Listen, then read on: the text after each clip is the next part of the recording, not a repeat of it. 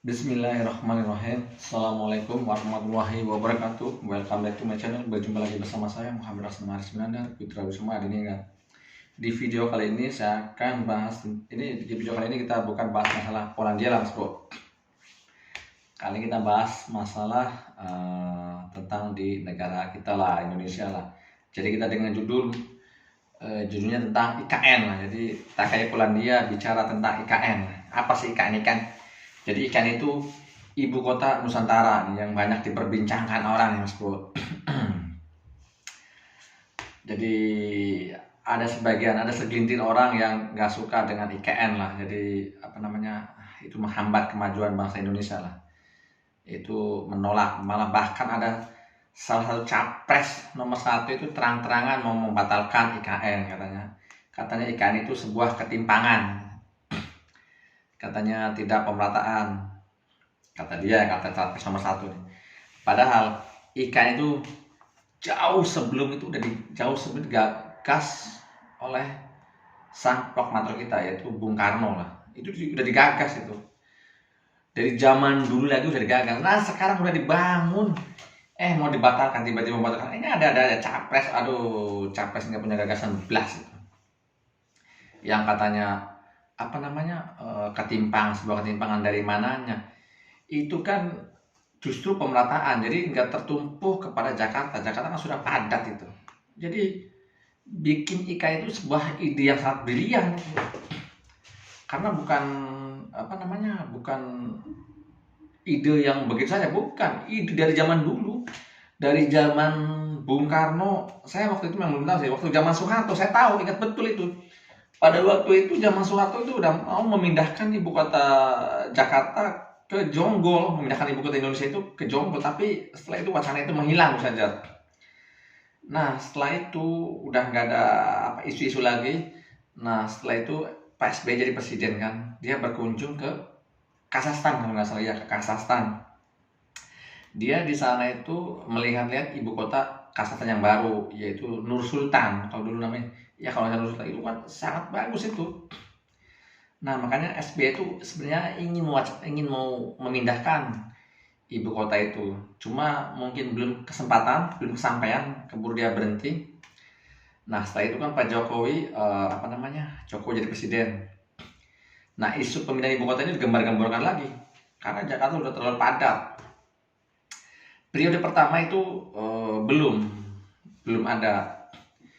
Nah begitu periode kedua, isu itu dihembuskan kembali dan langsung dieksekusi sama Pak Jokowi, dan langsung dibikin undang-undangnya itu. Jadi langsung dijatuhkan jatuh ke tempat Kalimantan Timur lah kayak gitu. Nah sekarang pun lagi sedang berprogres tuh ibu kota Nusantara itu. Jadi kalau ibu kota Nusantara itu sebuah sebuah melambangkan negara yang besar lah. Jadi gitu. Jadi kita harus mampu. Kalau kita tidak ada kemauan, sampai kapan gitu? Banyak yang bilang katanya nggak urgen lah, belum urgen, belum apa. Bangsa Indonesia gitu terus. Jadi ini yang menghambat ini. Biasanya ada ada kemungkinan ada orang asing ngasih dana ke orang-orang ini supaya menolak itu. Kenapa? Kalau Indonesia maju, mereka pada ketakutan pihak Barat itu. Itu yang jelasnya. Sedangkan di Malaysia juga, dengan ibu kota yang barunya Putrajaya itu, sangat mantap, sangat indah sekali. Dulu pun saya ingat waktu pembangunan Putrajaya itu saya masih di Malaysia itu, iya benar. Jadi waktu itu rakyat Malaysia sebenarnya nggak terlalu menolak, jadi justru partai pembangkang gitu yang menolak. Kalau di Indonesia partai oposisi lah, saya ingat betul. Partai PAS itu dia bilang katanya Mahathir sedang membina mahligai gitu. Dikritik habis-habisan itu. Waktu Mahathir membangun Putrajaya itu, ya setelah tahun 2000-an lah. Tapi bagaimana setelah Putrajaya terbangun itu, setelah terbina Putrajaya itu, jangankan orang Malaysia, seluruh dunia pun bahkan kagum melihat kehebatan kota Putrajaya itu. Jadi sekarang rakyat Malaysia boleh berbangga, dia punya Putrajaya, itulah. Dan begitu juga di Myanmar. Yang Myanmar negara miskin, dia ibu kotanya dia udah misah daripada Rangon itu. Naypyidaw kalau nggak salah itu di Myanmar. Dia memindahkan ibu kotanya. Begitu di Brazil, Brasilia, di Australia, Canberra, terus di mana lagi, di Amerika, Washington DC, di Mesir juga, di Kairo, kalau nggak salah New Cairo, pada memindahkan ibu kotanya. Ya, berhasil. Jadi yang pesimis-pesimis, ini katanya nanti kota sepi. Ya namanya juga pemerintahan, pusat pemerintahan bukan pusat bisnis. Kita yang dipindahkan kan pusat pemerintahannya, bukan pusat bisnis. Pusat bisnis tetap di Jakarta gitu. Jadi yang apa namanya, yang menolak-nolak, yang itu perlu di itu lagi lah. Ininya apa namanya? eh dia nggak punya, dia nggak visioner gitu. Jadi seakan-akan kayak apa ya, ini tidak mau gitu negaranya maju, padahal dia juga orang Indonesia, padahal apa namanya, padahal merasa bangga kalau itu sesuatu yang kalau itu sudah jadi itu IKN itu. Jadi kenapa tidak mendukung? Jadi memindahkan ibu kota itu ya sebuah ide yang sangat brilian, bukan sebuah ketimpangan, justru sebuah pemerataan. Jadi supaya merata pembangunan itu, bukan Jawa sentris tapi Indonesia sentris. Itu memang benar, tepat sekali. Saya juga dulu itu berkeinginan supaya pemerintah Indonesia itu bisa memindahkan ibu kotanya dari Jakarta ke tempat lain, kemana gitu, supaya di Jakarta itu berkurang kemacetannya itu. Malah bilangnya jangan, kata capres nomor 1, ini masalah, jangan lari masalah. Gimana itu memindahkan ibu kota itu bukan barang baru, sudah dari zaman Bung Karno lagi sudah bikin. Kok capres nomor 1, aduh pemikiran ini kayaknya bukan orang Indonesia lah capres nomor 1 nih. Diragukan ininya nih, aduh mindsetnya nih. Capres kok nggak punya apa namanya, visioner banget. Harusnya itu capres itu harus membuat yang visioner seperti Mahathir. Saya tuh benar-benar apa ya, mengidolakan Mahathir loh, Perdana Menteri Malaysia. Soalnya Malaysia maju itu sebelum Mahathir tuh Malaysia nggak ada apa-apanya, kalau pengen tahu nggak ada. Sebelum itu nggak dikenal, bahkan nggak dikenal di dunia itu Malaysia enggak. Nah begitu Malaysia menjabat, saya pernah baca sejarahnya, itu Mahathir langsung membangun jembatan terpanjang di Asia, langsung membangun gedung tertinggi di dunia, Menara Bergambar Petronas itu, langsung membangun jalan tol mengejar ketertinggalan, membangun memindahkan ibu kota Putrajaya, terus semuanya dibangun. Ya pada akhirnya Malaysia maju.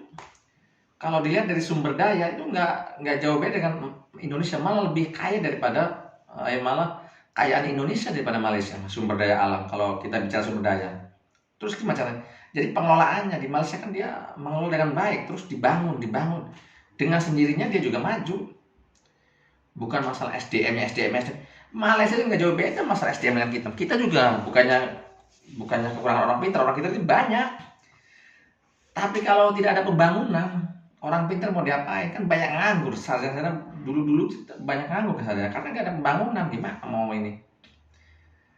Baru Indonesia itu merdeka dari pembangunan itu baru-baru ini, perasaan saya itu.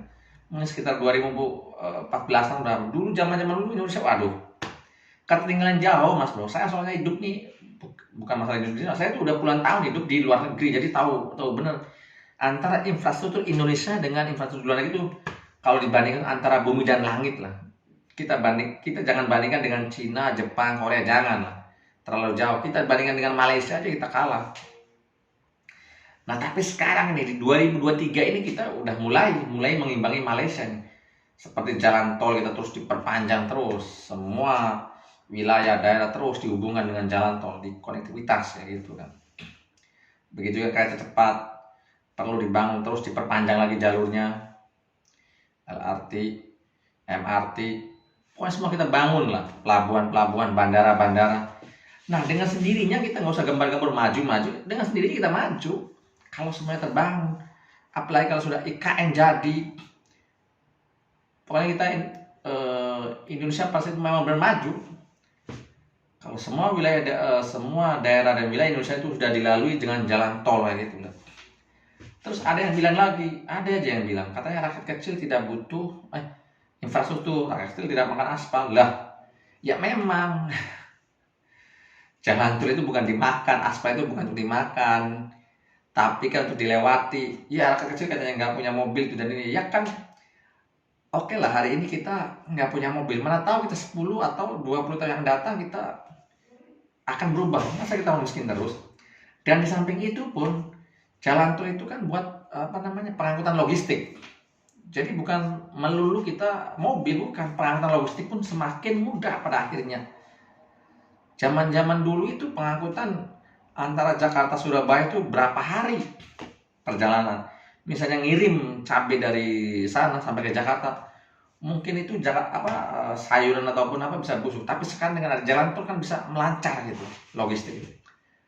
Sekarang pun sudah ada jalan tol, itu udah macet di jalan tuh kalau hari menjelang hari raya Idul Fitri, Idul Adha. Coba bayangkan kalau nggak ada jalan tol, bisa dibayangkan nggak? Tidak. Saya dulu juga pernah berdebat sama orang Indonesia yang lulusan S3 Amerika. Katanya jalan tol itu tidak urgen katanya. Masih belum urgennya ini, mungkin ini orang-orang kayak gini bisa dikasih dana sama dari asing supaya Indonesia itu nggak bangun, supaya Indonesia itu nggak maju, supaya Indonesia itu miskin terus. Jadi sebuah kaya negeri itu ya dengan pembangunan, perlu dibangun terus dibangun pada akhirnya itu maju. Satu contoh lagi, Dubai. Dubai itu tahun 70-80-an enggak seperti sekarang ini, enggak. Karena mereka dia dibangun, akhirnya sekarang maju, boleh dikatakan negara kaya, coba bisa dibayangkan. Dan dia sekarang ekonomi bukan bersumber dari minyak lagi, ke pariwisata kayak gitu. Udah berganti, soalnya minyak semakin lama semakin habis, kayak gitu lah Mas Bro. Jadi pembangunan itu sangat penting lah. Itu sangat penting dan sangat berdampak. Jadi jangan sekali kita bilang ini tidak urgen, ini tidak penting, rakyat kecil tidak makan aspal, tidak. Pokoknya setiap ada pembangunan di situ akan berdampak, ekonomi akan berjalan, akan tumbuh. Jadi kayak gitulah. Ada efek domino. Begitu juga kereta cepat. Sekarang kereta cepat katanya kereta cepat bukan, ya memang rakyat kecil nggak bakal naik kereta cepat, tapi kan dengan beroperasinya kereta cepat seperti Gojek, taksi, UMKM itu berjalan pada akhirnya ekonomi itu. Di situ mikirnya situ. Kayak pengamat ekonomi kadang-kadang nggak nyampe otaknya ke situ, seperti Rocky Gerung, pokoknya yang anti banget itu kayak nggak nyampe situ. Seperti jalan tol katanya, Rocky Gerung pernah bicara begini katanya, memang jalan tol sangat panjang tapi otaknya yang pendek lah. Kalau kita bandingkan dengan Cina, ya Indonesia belum berapa jalan tolnya itu. Katanya kalau jalan tol di mana-mana gratis katanya. Ada aja jalan namanya tol. Dia nggak ngerti. Saya pikir, ada aja. Saya pikir cerdas, ternyata tunggu juga. Jadi jalan tol yang namanya tol itu singkatan daripada tax on location. Jadi bayar di tempat, di lokasi gitu kalau dalam bahasa Indonesia kayak gitulah. Makanya dinamakan jalan tol. Di Malaysia juga bayar, di sini juga bayar, ada yang sebagian bayar di Polandia juga ada bayar, di Eropa juga. Jangan salah, jangan bilang jalan tol gratis, kecuali di Timur Tengah tuh memang dia gratis karena dia yang bikin mungkin pihak kerajaan kayak gitu, kayak pemerintahan yang bikin. Kalau pihak swasta yang bangun, dia juga butuh balik modal dan butuh untung. Kayak gitu. Soalnya kalau pihak kerajaan yang bangunnya nggak mampu, itu berapa duit jangan dihabiskan. Di Malaysia juga bayar, jadi jangan bodohi lah. Di Malaysia bayar jalan tol itu. Di Cina juga bayar, jangan salah. Di Taiwan juga bayar juga. Justru di Taiwan malah bayarnya per tahun atau apa? Sekalian dengan pajak STNK atau gimana tuh. Jadi masuk jalan tol enggak itu udah satu paket itu. Dengar kayak gitu. Soalnya nggak bayar di tempat, beda lagi kalau Taiwan. Dia masuk aja kayak gitu. Jadi jangan anggap jalan tol itu gratis, karena jalan tol yang bikin itu investor. Nah, dengan dibikin jalan tol itu, ekonomi jadi tumbuh dan berkembang, kota-kota mulai berkembang, dan terus tumbuhlah kawasan-kawasan industri lah kayak gitu. Apabila tumbuh kawasan industri, maka peluang pekerjaan juga akan banyak kayak gitulah. Jadi ada terus ini turun gitu. Ada, bukannya kita kita nggak butuh infrastruktur tapi kita butuh kerja. Datangnya kerja itu, datang kerja itu dari infrastruktur dulu. Tidak semudah itu mendatangkan investor tanpa ada infrastruktur yang bagus. Jadi itu dari pengetahuan. Jadi infrastruktur dulu penting. Dengan sendirinya investor pada datang. Baru kita menciptakan peluang pekerjaan kayak gitu. Kalau infrastruktur nggak ada, bagaimana investor mau datang?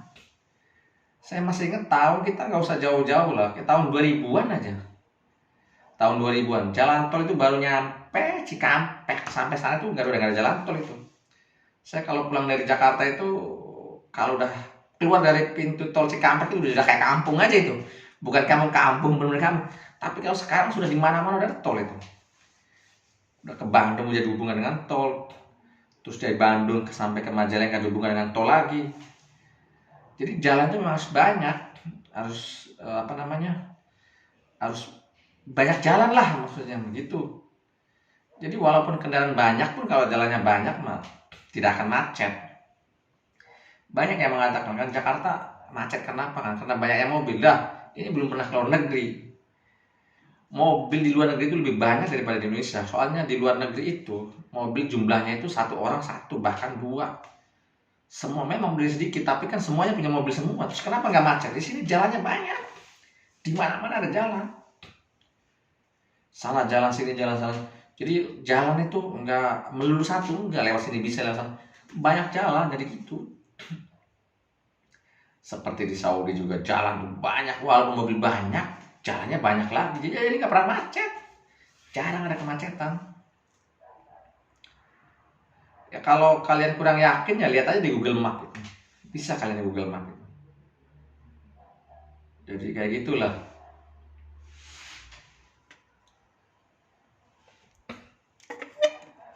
Jadi jalan itu sangat penting lah untuk sebuah kemajuan di infrastruktur. Sangat penting banget supaya negara itu menjadi maju lah kayak gitu. Jadi kalau ada yang nolak membangun, seperti kadang di Indonesia itu, susah juga sih, masih orang-orang masih ini pemikirannya kan, sebagian orang masih takut inilah, takut itu. Dulu waktu bangun jalan tol juga banyak penolak dari mana-mana. Ya sebenarnya itu ada persaingan bisnis, semua pun kepentingan. Kalau jalan tol dibikin katanya rumah makan yang pinggir jalan pantul sepi lah, kok ngurus sih jalan pantul? Ya memang sepi, kita harus beralih usahanya itu, jangan itu terus. Memang persaingan bisnis gitu, semakin kesini semakin sengit gitu. Sebagai contoh, dulu wartel kalah sama warnet kalah lagi sama yang namanya HP sekarang. Udah, jadi persaingan bisnis terus saling bunuh sekarang tuh. Siapa yang bertahan? Wih, sini. Masih nanti sini. Kemana lagi? Jadi ya begitulah. Jadi ikan itu sebuah kebanggaan lah buat masyarakat Indonesia lah. Ya semoga nanti tahun 2024 IKN jadi dan diresmikan lah. Biar yang menolak itu, yang menyinyir itu biar pada kelojotan. Saya agak geram betul itu. Karena sebagian rakyat Indonesia itu menginginkan Indonesia maju. Jadi jangan ini. Baik kalian yang nolak itu memang kalian sudah enak, sudah kaya.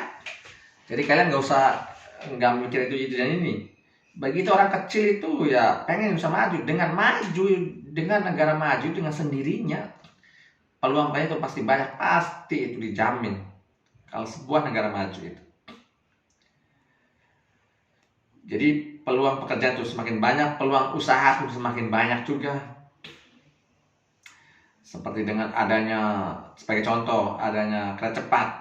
Kalau sekarang kan kereta cepat dari Jakarta sampai Bandung. Nah, seandainya kereta cepat itu sampai Surabaya, coba berapa orang itu yang akan bekerja di kereta cepat. Belum lagi efek dominonya itu, yang jual UMKM itu ekonomi itu merembet kemana-mana itu. Belum lagi Gojek, taksi, itu semuanya berdampak gitu. Sama seperti Jepang juga dulu gitu. Dengan adanya kereta cepat, secara langsung Jepang lambat laun maju. Jepang itu hancur lebur Mas Bro, kalau pengen tahu. Di tahun 2045 itu Amerika menjatuhkan bom atom di kota Hiroshima dan Nagasaki. Itu hancur lebur, bukan hancur ya, hancur lebur. Kalau pengen tahu. Tapi sekarang lihat sendiri bagaimana di Jepang, di Hiroshima sama Nagasaki itu yang dulu hancur lebur. Ya maju karena dibangun, bukan masalah SDM, bukan karena guru kalau menurut saya, bukan. Banyak yang mengatakan katanya Jepang berapa sisa guru. Enggak, memang dibangun terus. Kereta dibangun, jalan tol dibangun. Sana itu jalan udah kemana-mana jalan tol semua. Walaupun saya belum sana ya bisa tinggal dilihat di Google. Dari Google Map itu udah kelihatan. Gedung dibangun, bangun ini, bangun. Ya dengan sendirinya maju. Indonesia itu tahun 45 itu nggak dibom, enggak. Cuma kita perang aja. Kalau dibom hancur lebur saya tidak tahu lah. Jadi di Indonesia itu ada masa seperti tahun 70-80-an lah itu.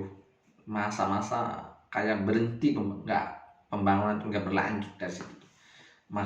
Soalnya apa, di masa zaman Belanda itu di Jakarta ada tram, di Bandung ada tram, pas merdeka tram udah pada hilang entah kemana itu. Kok bisa ya? Banyak jalur-jalur kereta api yang nggak diaktifkan. Katanya di Indramayu juga ada jalur kereta api, sekarang udah hilang entah kemana itu. Jalurnya kemana, relnya kemana, stasiunnya.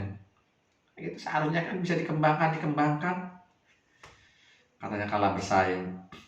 Jadi tahun 70-an 80 itu Indonesia itu masa-masa karena mungkin zaman dulu mau dibangun ini rakyatnya nolak, udah nggak jadi, nggak usah dibangun. Jadi gitu, jadi akhirnya ya gitu-gitu juga. Kita pas lahir tahun 80-an, tahun 2000 itu ya nggak menikmati pembangunan dulu. Nah baru gencarnya Indonesia membangun sekarang tahun 2000.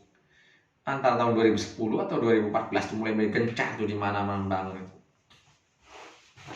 Sekarang IKN dibangun besar-besar, malah capres mau nolak, mau batalkan. Ini ada aja. Jadi kita capres yang itu nggak usah dipilih lah. Nggak berwawasan belas. Harusnya itu punya wawasan, mau membangun jembatan Selat Sunda, mau membangun jembatan Selat Melaka, mau membangun kereta cepat. Ini malah gagasan. Kalau bicara gagasan kita ngedabur saya capres nomor 1 tuh, nggak beres. Ya udahlah, sekian dulu pembahasan kita bicara tentang IKN. Jadi IKN kita harus lanjut dukung terus IKN. Semoga Indonesia jaya. Ada pepatah lagi nih, pepatah Cina katanya, orang yang banyak bicara itu membuat negara dalam bahaya. Tapi kalau orang yang banyak bekerja membuat negara jadi jaya. Oke, salam 2 jari. Sekian dulu liputan dari saya bersama saya Muhammad Rasmana Aris Munandar, putra Ujang Suma Adiningrat, melaporkan dari Zeldowo Puan. Wassalam, salam 2 jari, salam ngeri. Prabowo Gibran, kita menangkan Prabowo Gibran. Biar kita melanjutkan pembangunan di mana-mana. Biar IKN kita tetap dilanjutkan. Salam waras, salam 2 jari. Oke, kita jogerin aja. Yang nyinyir, yang maki-maki kita jogerin aja, bro. Oke, siap. Wassalam.